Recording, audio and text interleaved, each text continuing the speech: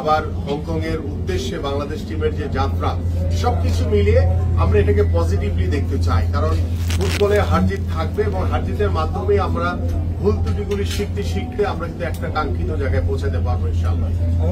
আপনি আসলে কম্বিনেশনের কথা বলছিলেন, এই ম্যাচটার পর অনেক বেশি আলোচনা হচ্ছে যে আসলে হাবিয়ার ক্যাবরেরার যে গেম প্ল্যান নিয়ে ফার্স্ট ইলেভেনে সৌমিক সোম, জামাল এটা নিয়ে অনেক আলোচনা হচ্ছে। আপনি আসলে কিভাবে দেখছেন তার প্ল্যানটা? আমার কাছে মনে হয় কি কোচ কিন্তু সবসময় চায় যে তার বেস্ট 11 যারা থাকে বা বেস্ট পারফর্মার যারা রয়েছে তাদেরকে কিন্তু খেলানোর চেষ্টা করে। তো টিম হেরে গেলে দেখা যায় যে অনেক সময় দোষ কিন্তু কোচের ঘাড়ে এসে পড়ে। তো আমরা সেই গতানুগতিক কথার ভিতরে রয়েছি যে হারলে সবাই জিতলো, আর যদি হারলে সবাই ওই কোচের উপরে দোষটা দেয়, আর জিতলে কিন্তু বলে যে সবাই জিতেছি আমরা। সো আমার কাছে মনে হয় যে কোচ সবসময় চেষ্টা করে তার বেস্ট টিম, বেস্ট পারফর্মার যারা রয়েছে তাদেরকে মাঠে নামানোর জন্য। তো আনফর্চুনেটলি হয়তো বা রাইট সিচুয়েশনে টু দ্য পয়েন্টে হয়তো বা ঠিক মতো প্লেয়াররা ক্লিক করতে পারেনি, আমরা ধরে রাখতে পারি। আমরা কিন্তু এগিয়েছিলাম, এগিয়ে থাকার পরও বারবার কিন্তু আমরা পিছনে চলে গেছি।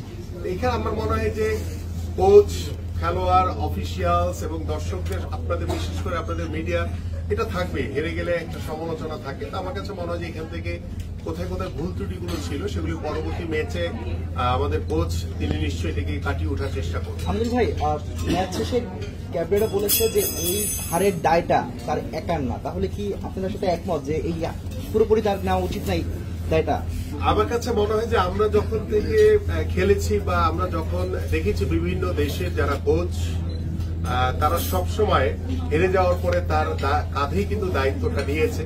কারণ ক্যাবরেরার সাথে আমাদের খেলোয়াড়দের কি সম্পর্ক রয়েছে ইন্টারনাল, আমাদের অফিসিয়াল, সেটা কিন্তু আমার মনে হয় যে ওই সিচুয়েশনটা বলবে যে আসলে কেন ক্যাবরেরা এইভাবে কথা বলেছে।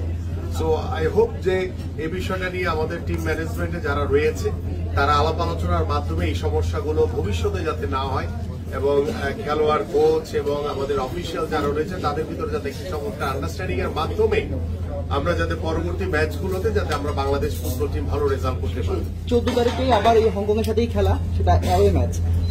হোম গ্রাউন্ডে খেলাটা দেখেছেন, অ্যাওয়েতে আপনি কতটুকু সম্ভাবনা দেখছেন? আমার কাছে মনে হয় যে অ্যাওয়েতে বাংলাদেশ দল ভালো করার সুযোগ অনেক বেশি, কারণ নিজের গ্রাউন্ডে দেখা যায় যে অনেক সময় এটাকে কাজে লাগানো যায় না, বা কাজে লাগাতে সুযোগ থাকলেও হয়তো হয়ে ওঠে না।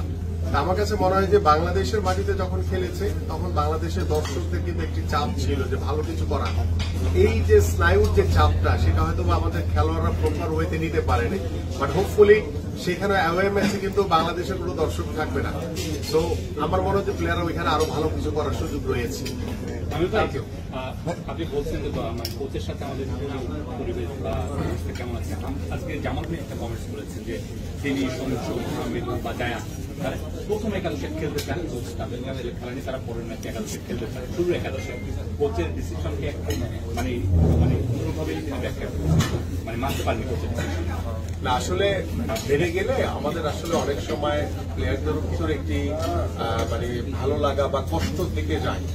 আমি বোথ সাইডই বলছি, ভালো লাগে এবং কষ্ট দুটোই থেকে যায়। সো হেরে গেলে আসলে কেউ এটা মানতে পারে না। সো আমরা সবাই জয়ের জন্য খেলি, এবং আমার কাছে মনে হয় যে পরবর্তী ম্যাচ কোচ নিশ্চয়ই জামাল ভুঁইয়া যে কি প্রত্যাশা করেছে কাকে কাকে খেলালে ভালো হয়, আমার মনে হয় যে কোচ এবং ক্যাপ্টেন এবং যারা রয়েছেন খেলোয়াড়দের তাদের সাথে আলোচনা করে মনে হয় নেক্সট টিম সিলেকশনটা করলে ভালো হবে। বিশেষ করে ক্রিকেটে এটা হয় বেশি, কোচ এবং ক্যাপ্টেনের একটা অত্যন্ত গুরুত্বপূর্ণ ভূমিকা থাকে, বাট ফুটবলে হয়তো বা অতটা না।